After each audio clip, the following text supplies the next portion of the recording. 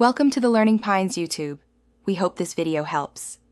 You start by isolating the layer that contains transparency and working non-destructively. Open the image in an editor with alpha support, duplicate the layer, and toggle a contrasting background so you can see semi-transparent pixels. Once done, switch to a precise selection tool and choose all pixels with alpha less than 100% using a threshold.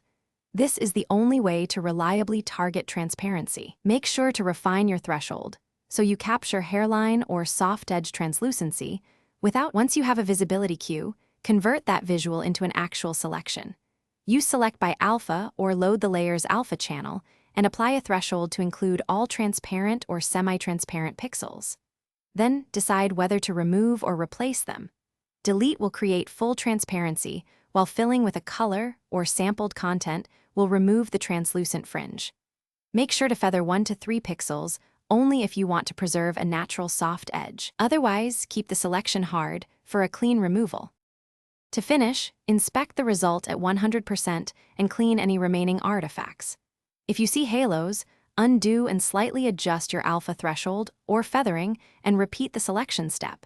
This tweaking is why the threshold method is the only consistent approach.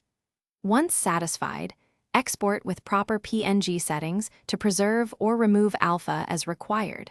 If automated removal leaves stubborn specks, manually clone or paint them out on a new layer. This targeted fix resolves edge cases quickly. Thanks for watching. Consider subscribing if we helped you.